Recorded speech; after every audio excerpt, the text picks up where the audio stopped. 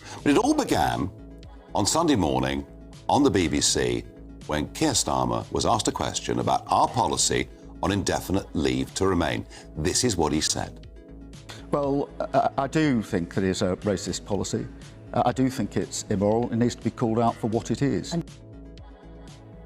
Now, I don't know whether he'd planned to come out and use the racist word or not, or whether it was just a response to a question. It seemed to me he was pretty unsure of himself when he was saying that. Either way, once that was out of the bag, they decided as a party to go with it all week, despite the fact that the very next day, the Home Secretary, Shabana Mahmood, put forward her own proposals to tackle indefinite leave to remain. Good day, political aficionados and connoisseurs of the utterly chaotic. Welcome back to the British Report, where we dissect the headlines with the precision of a surgeon and the glee of a child let loose in a sweet shop. Now hold on to your hats, because we have just witnessed a moment of pure, unadulterated political theatre in the snow-capped peaks of Davos, while the global elite were busy sipping £20 lattes and discussing the future of the planet. Nigel Farage decided to take a flamethrower to Keir Starmer's economic credibility. It was fast, it was brutal, and it was delivered with the kind of grin that says, I am enjoying this far too much. We are talking about the ultimate showdown between the man who wants to be the bridge and the man Farage calls a super remainer. If you thought the air in Switzerland was thin, wait until you hear how Farage sucked the oxygen out of the room for the Labour front bench. Quick favour, if you are loving this, hit that subscribe button. Over 92% of viewers haven't yet. It is free, takes a second, and means the world to us. Thanks, if you did. Now back to the show. Right then, let us set the scene. Davos, January 20. This is usually the playground of the globalists that Nigel Farage has spent his entire career railing against. But this year, the man from Clacton did not just attend. He took centre stage at a Bloomberg interview and proceeded to tear into Sir Keir Starmer like a hungry terrier with a particularly soft chew toy. The grill was hot.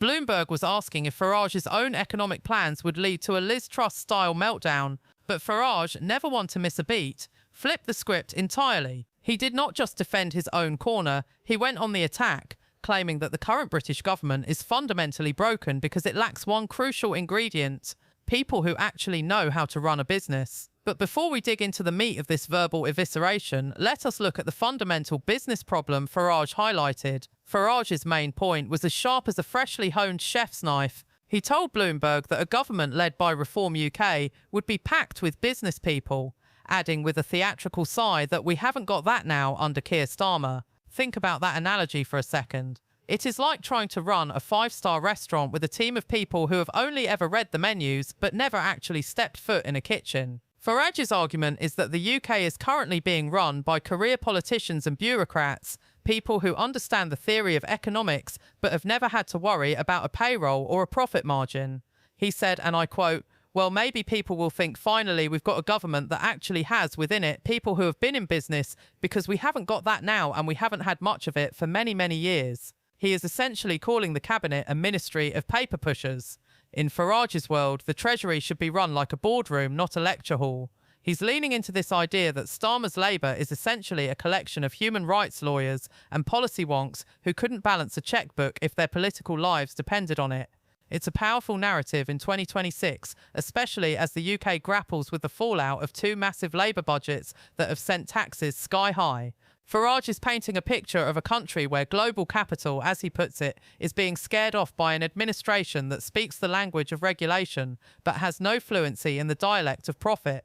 The suspense builds when you realise that Farage isn't just complaining, he's pitching. He mentioned that his future cabinet would include well-known figures from outside Parliament. This is the big reform he's been teasing, a government of the best and brightest from the private sector. It's an interesting gamble.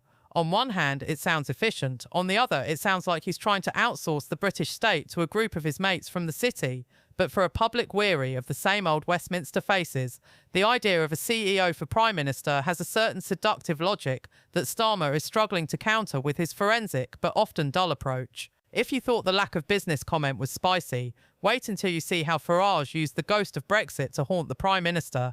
Then came the super Remainer jibe. Oh, you knew it was coming. Farage took a massive swipe at Starmer's history, calling him out for what he sees as a massive hypocrisy at the dispatch box. He pointed out the irony of a man who fought so hard to keep Britain in the EU, now boasting about having an independent trade policy.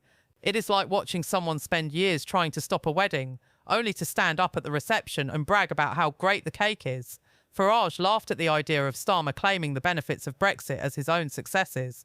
Ironically, Farage said, "The super Remainer Starmer boasts about the fact we've got an independent trade policy and we're able to do things."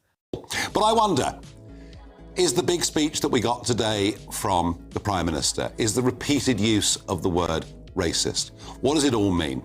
Well, I don't mind personal insults. I'm big enough and ugly enough to take them. But I do think on this, the Prime Minister and the Cabinet have sunk into the gutter. And I think what they've done is insightful and dangerous. And I say that especially in the wake of the murder of my friend Charlie Kirk. Farage is essentially saying that Starmer is a closet globalist who is only wearing the Brexit badge because he has to. It's a calculated attempt to keep the Leave voting heartlands suspicious of the Labour leader. He's framing Starmer's recent diplomatic trips to China and Europe not as global Britain in action, but as a sellout in progress. According to Farage, the amazing advantages of being outside the EU, the freedom to strike bespoke trade deals and deregulate industries, are being underutilised because Starmer is still mentally living in Brussels. He sees the Prime Minister as a man driving a Ferrari at 20 miles per hour because he's afraid of the speed. This leads us to the most suspenseful part of the interview, the Greenland conflict. Yes, you heard me correctly. In a world where Donald Trump is threatening tariffs over a literal block of ice, Farage is positioning himself as the only person who can talk sense into the White House. While Starmer is taking a calm and unified stand against Trump's threats, Farage is telling Bloomberg that he'll be having some words with the American administration in Davos. It's the ultimate special relationship flex. Farage is saying Starmer is an irritant to Trump. I am a friend. If you want a trade deal, you need me. Not the man who thinks Greenland isn't for sale. But wait, the drama does not stop at trade deals. Farage even waded into the murky waters of international diplomacy, specifically regarding Donald Trump's latest Board of Peace. While Starmer and his Foreign Secretary Yvette Cooper are busy boycotting Trump's new global body, Farage is leaning in. He mentioned that the UK is in a powerful position to be that bridge between the US and Europe, but he clearly believes that Starmer is burning that bridge before it is even built. The UK's refusal to participate in the Board of Peace, citing concerns about Russian involvement, is seen by Farage as another example of dither and delay. To him, it is not about principles, it is about missed opportunities. He sees Starmer's quiet diplomacy as a sign of weakness, especially when compared to the bold transactional style of the Trump administration.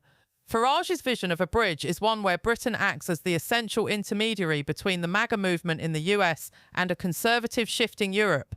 He's looking at leaders like Javier Milei in Argentina and Viktor Orban in Hungary, who are also in Davos, and seeing a new world order where Keir Starmer simply doesn't fit. Farage is painting the Prime Minister as a relic of a rules-based order that no longer exists. It's a chilling thought for the Labour front bench, the idea that the world is moving on to a Trumpian era and Britain is being left behind because our leader is still trying to play by the old rules of the 1990s. And don't even get him started on the banks. In the same Davos trip, Farage dropped another bombshell. Reform UK will slap a tax on the banking giants because of the drain on public finances. It's a classic populist move. He's hitting the city with one hand while calling for business people in government with the other. It's confusing, it's contradictory, and it's pure Nigel. He's essentially saying, I like business, I just don't like your business because you debanked me. It's personal, it's political, and it's keeping the City of London on its toes. While Starmer is trying to woo investors with promises of stability, Farage is threatening them with tough love. The sheer audacity of Farage's performance is what really twists the knife for number 10. He's acting like a Prime Minister in waiting, while Starmer is struggling to keep his own backbenchers in line. The humiliation for Starmer is intensified by the fact that he is currently facing a May elections drubbing, according to the latest polls. Labour is doing poorly, even in London, while Reform UK is comfortably ahead. Farage is smelling blood in the water. He told Bloomberg that people are desperate for something different. He pointed to the moral decline of Britain, a lack of knowing right from wrong, and suggested that the current system is failing the little man while protecting the globalist elite. It's the same tune he's been playing for 20 years, but in the economic chill of 2026, it's finding a very receptive audience. Relate it to this. Starmer is like a builder who has spent months talking about the foundations and blueprints, but the roof is still leaking and the heating doesn't work. Farage turns up with a flashy brochure for a brand new house and says the other guy doesn't even know how to use a screwdriver. It doesn't matter if Farage's house is built on sand. It's the fact that it's not the leaky house people are currently living in. By attacking Starmer's lack of business acumen, Farage is attacking the very core of Labour's claim to competence. He is saying they are nice people perhaps, but they are amateurs. Attacking Farage all the time, which I think is incredibly dumb politics. I found the speech completely bizarre. Look, it's not like I'm going to sit here saying Starmer's the greatest thing since sliced bread. Actually, what really depresses me about Starmer, I mean, look, most Labour leaders are pretty useless, let's face it. But this man was actually the head of our public prosecution. Mm-hmm. And if you want something that exemplifies the decline of concepts of justice, Starmer really, he is the epitome of why we're losing faith in justice, this sort of human rights lawyer culture. Just going through bits of it. And he's attacking Farage all the time, which I think is incredibly dumb politics, actually, because he looks obsessed by him in a really unhealthy way. And let's not forget the Super Remainer label.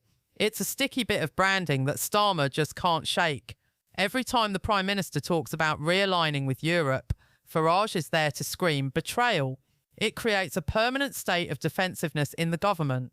They are so afraid of Farage's Brexit betrayal narrative that they are paralysed when it comes to making meaningful changes to our relationship with our nearest neighbours.